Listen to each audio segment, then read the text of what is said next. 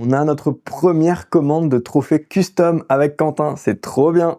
C'est l'association Lyon eSport Arena qui nous a commandé un trophée custom en 2 exemplaires pour sa prochaine LAN, son prochain tournoi qu'elle organise début novembre. Et donc pour l'instant ils nous ont envoyé la charte graphique qui rassemble un peu tous les éléments graphiques. J'attends par contre encore les véritables assets, donc au format utilisable, format SVG ou Illustrator, etc. Voilà, j'avais fait des croquis vraiment très basiques et c'est celui-ci en fait qu'ils ont validé.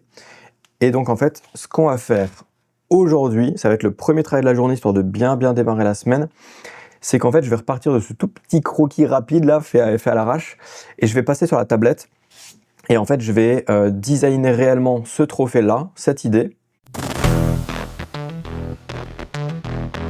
Donc voilà le premier croquis qui va vraiment me servir juste de base. J'ai remis à plat, en gros, l'idée, un peu plus propre, en suivant un petit peu une grille de perspective, mais là, je vais vraiment la refaire à propre pour que ça soit utilisable.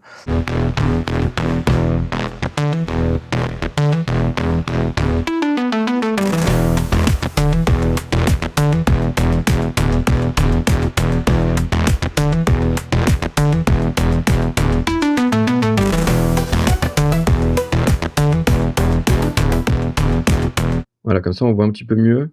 Donc ça c'est l'idée. Salut Quentin, j'espère que tu vas bien. Donc voilà, je te fournis le visuel du coup plus abouti, plus final du design du trophée que le client a validé. Et comme tu peux le voir, je me suis permis en fait de faire 3 variantes de couleurs, histoire qu'ils puissent déjà avoir un petit peu de choix et puis voir ce qui est possible de faire. Donc voilà, tu pourras leur présenter ça tranquillement et avoir leur premier retour ou validation si ça leur convient direct. Et voilà, merci.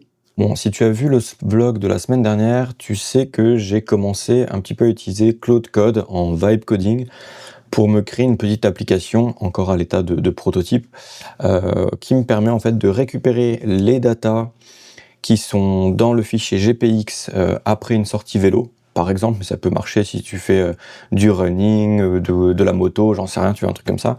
À partir du moment où tu as un fichier GPX qui enregistre des datas de ta sortie, et en fait tu peux récupérer toutes ces datas dans ma petite application, là, dans mon prototype, et de chacune de ces datas, en fait, il va te faire une petite vidéo rapide, et du coup tu cales juste tes clips vidéo par rapport au timecode, etc. Tu peux te faire une vidéo de ta sortie, et on voit la vitesse, etc., réagir en fonction de ce que tu fais, de ta sortie, tu vois, en temps réel. Donc ça, c'est la première petite application que j'ai développée avec Claude Code en 2 jours, un truc comme ça, la semaine dernière. Et ça, en fait, c'était un peu le MVP du MVP, quoi, si on veut. Je m'explique. Depuis le début, j'ai un autre bloc, une autre étape, l'étape d'après, que j'ai en tête, mais je veux que ça soit 2 projets séparés, de toute façon, c'est pour ça que je l'aborde comme ça, qui est en fait de faire la même chose mais pour du live.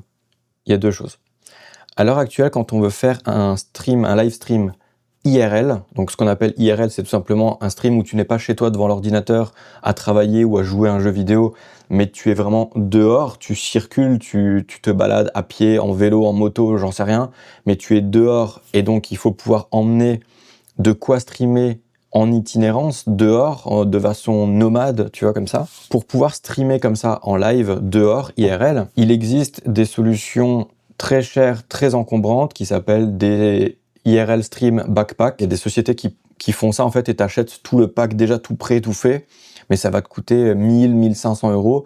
T'as tout un sac à dos avec des batteries, un mini ordinateur, un modem 4G, tous les câbles qui vont bien, etc. Tout est prévu, tout est fait.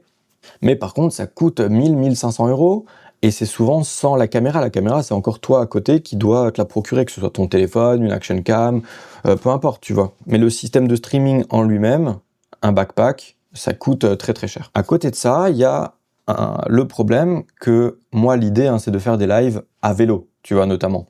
Et de pouvoir utiliser, du coup, les datas GPX, vitesse, altitude, kilométrage, les informations aussi des capteurs, donc capteurs de puissance, capteurs de battement cardiaque, etc. De les avoir en overlay sur la vidéo comme en vidéo offline, là, comme ce que j'ai fait avec ma première petite application, mais en direct, en live. Et à l'heure actuelle, je n'ai trouvé aucune solution facile, compréhensible et encore moins gratuite. Le seul en plus que je vois faire ça, c'est Ken Bogard, un grand commentateur et streamer, notamment de jeux de combat, c'est comme ça que je l'ai connu, mais également grand passionné de vélo. Et du coup, vu que c'est son métier que de streamer, il s'est naturellement dirigé vers le fait de streamer une partie de ses sorties à vélo. Il a, lui, créé un setup qui coûte bien moins cher que les backpacks, qui est bien moins lourd, bien plus compact, etc. Mais qui, à mon sens, n'est toujours pas optimal et ne m'intéresse, moi, personnellement, toujours pas. Ce qu'il a, en fait, si j'ai bien suivi, bien compris, c'est qu'il a ce qu'on appelle un mini PC, donc c'est un petit peu comme un Raspberry Pi, sauf que c'est un autre un peu plus puissant, un peu plus gros. Donc il a un mini PC. Au départ, il streamait avec un modem 4G en plus, mais là maintenant, vu les connexions actuelles, il s'est également mis à streamer directement via la 4G de son téléphone, ce que moi je pense faire aussi dans mon setup. Il a une Action Cam DJI comme moi exactement, donc ça c'est tout pareil. Par contre, pour pouvoir afficher les datas, alors certes, chez moi pour l'instant, c'est du simple texte blanc. Il y a vraiment rien de très joli, etc. Ça, on verra ça bien plus tard. Mais lui, il a quelque chose effectivement de très joli, etc. Mais il utilise, je crois même, 2 services différents pour pouvoir afficher ses datas. Un, c'est Xert Online, qui est normalement une plateforme d'entraînement pour les cyclistes, le running et ce genre de choses. Mais ils ont un outil de tracking en direct, en live, sur leur site, pour avoir tes données en live pendant ta sortie. Et du coup, il peut récupérer ça pour les intégrer à son stream. Mais du coup, ça utilise un service externe, extérieur, et en plus payant. Et également pour sa localisation, sa petite map de là où il est, etc., je crois qu'il utilise un autre service qui s'appelle Realtime IRL, qui lui est peut-être gratuit ou payant, je sais pas, parce que pareil, le site, à part s'inscrire, il te propose rien, il n'y a aucune info, et qui lui est vraiment juste fait pour les streams IRL et pour savoir où tu es dans le monde quand tu fais ton stream IRL. Ok. Moi, je trouve ça juste trop chiant, trop compliqué, et en plus, son mini PC également trop cher. Il y en a au total, son setup doit coûter à peu près 500 €, ou peut-être un peu moins de nos jours parce qu'il a plus le modem, donc on va dire dans les 300, 350 €, je crois. Et du coup, j'ai commencé à réfléchir avec Claude Code à une alternative, à une solution plus minimaliste, on va dire. Peut-être moins puissante, peut-être moins bonne, mais plus minimaliste, plus simple d'accès. La solution la plus simple, qui me paraît du coup fonctionnelle, en tout cas théoriquement, c'est un Raspberry Pi, qui coûte à peu près 60-70 €. La caméra, bon, ça je l'ai déjà. Mon téléphone qui crée un hotspot Wi-Fi. Le Raspberry Pi se connecte à mon téléphone via le hotspot Wi-Fi, bien sûr. Et en fait, sur le Raspberry Pi, il y aurait OBS, qui est le logiciel de streaming classique, le plus connu, le plus utilisé. Mais on créerait également un petit serveur web local, juste pour avoir des adresses IP locales. La caméra, on la branche directement en USB au Raspberry Pi, parce qu'elle a une option webcam. Et en même temps, elle se permet de se recharger, comme ça aussi. Et alors, pour les datas, je me suis juste dit, mais en fait, notre téléphone, déjà, il a un GPS, il a un gyroscope. Du coup, en fait, il peut déjà faire ma localisation, mon accélération, la distance parcourue par rapport à mon point de départ. Il peut faire l'élévation parce qu'il sait où je suis dans le monde. Voilà, il y a déjà tout un tas de trucs que de base, n'importe quel téléphone a comme data. Et du coup, partant de ce principe, je me suis dit, ok, donc en fait, tout ce qu'il faudrait pouvoir rajouter, c'est les datas qui concernent en fait les capteurs qu'on a sur nous ou sur le vélo. Capteurs de cardiaque, capteurs de puissance, de cadence, ce genre de trucs. Et ceux-là, ils utilisent principalement tous le protocole ANT+, mais aussi le service Bluetooth BLE. Et du coup, je me dis, si en fait, j'ai un Raspberry Pi qui permet de gérer l'encodage et le streaming, qui récupère directement le flux vidéo, si j'ai mon téléphone qui a la 4G pour envoyer le streaming, et qu'en même temps, ce même téléphone me permet de capter toutes les datas, il peut toutes les intégrer, les avoir. En fait, il suffit qu'il puisse les réexposer sur une IP locale sur le Raspberry Pi, ce qui est apparemment facile, tout à fait possible de faire. En fait, ensuite, dans OBS, je peux utiliser ces sources-là pour les rajouter comme browser source sur ma vidéo et donc avoir mon overlay. Et du coup, je pourrais avoir un stream avec la vidéo, plus les datas en overlay, en direct et facile, sans service extérieur du tout. Bon, clairement, je comprends pas tout de la partie technique de ce que me raconte Claude Code, donc j'espère que ça va dans le bon sens. Je n'ai pas de Raspberry Pi, moi, à la maison, et j'ai pas envie d'en acheter un si jamais ça marche pas. Donc on va utiliser mon PC, comme si c'était un Raspberry Pi, et créer tout ça, de manière à ce qu'ensuite on puisse tout simplement le prendre et puis le transférer, enfin l'installer sur un Raspberry Pi, et puis basta, tu vois. Et non, mais c'est taré, Claude Code, en fait, hein. C'est vraiment taré. Il a créé une page web pour pouvoir faire des simulations de position et de trajet pour les visualiser sur la minimap qu'il a créée. Non mais qu'est-ce que c'est? What? Ça met un point au centre de Lyon. Je vais aller à Tokyo. What? Paris. Oh là là là là. New York. Oh ouais. Waouh, ok, j'avais pas compris.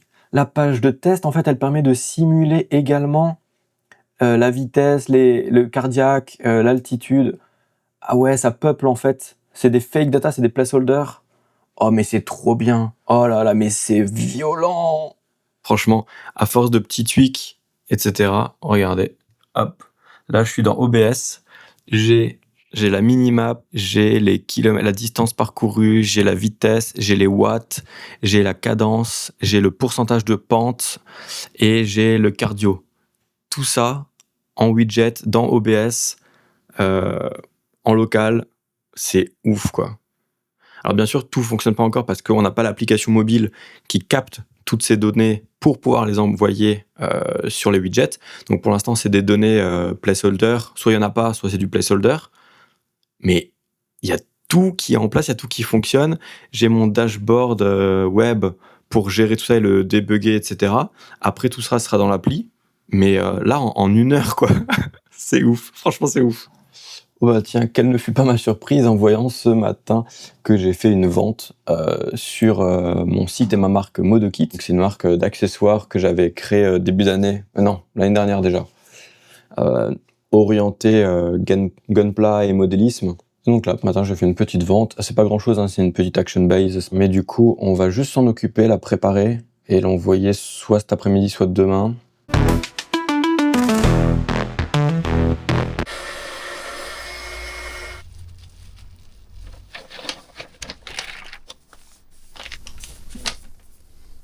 Bon, maintenant que la petite commande est faite, on va attaquer le vif du sujet pour ce matin, à savoir le passage en 3D, la mise en 3D du trophée custom pour le client. Ils ont validé le design, ils ont fait leur choix en termes de combinaison de couleurs.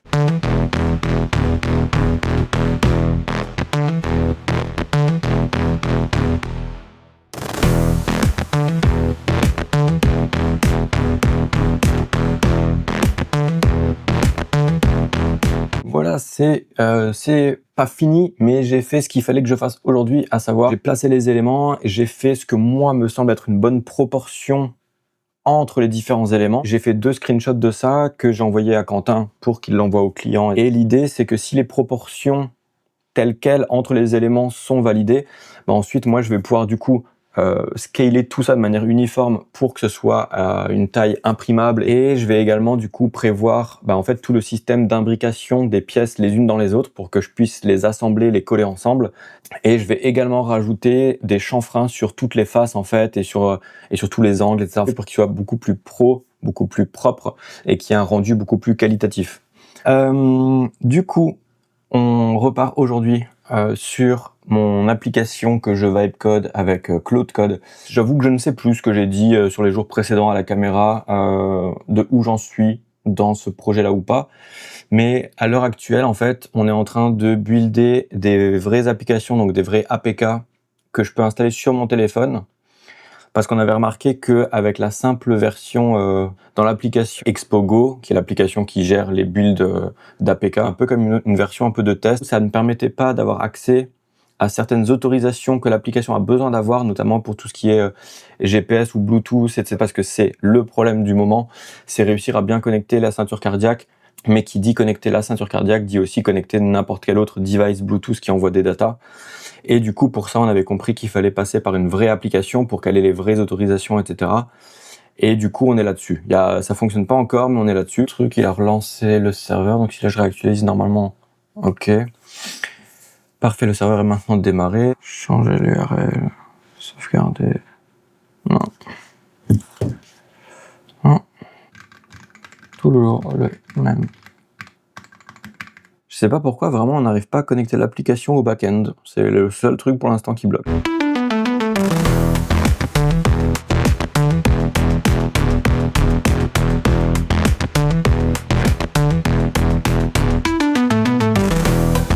Ok, ça fonctionne. Ok.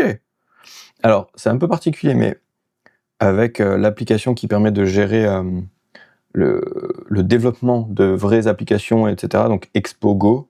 Comme dit, on n'est pas obligé d'aller builder une vraie application, un vrai APK à installer, etc. On peut directement lancer un peu comme une version, pas simulée, je sais pas comment dire, c'est une version dans l'application Expo-Go. Bon, bref, j'y comprends pas trop grand-chose.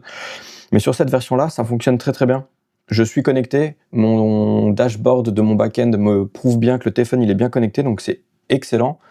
Et c'est juste du coup la version APK dans le build de l'APK qui a quelque chose qui fait que la connexion ne se passe pas. Donc on va voir ce qu'il me dit. Le code fonctionne, le réseau fonctionne, le backend fonctionne, le build APK bloque les WebSockets. J'ai ajouté la configuration de sécurité réseau Android qui autorise explicitement maintenant rebuild l'APK et on va relancer un build d'application et on va voir ce que ça donne. Est-ce que ça marche? Ça marche enfin, l'application peut se connecter au back-end.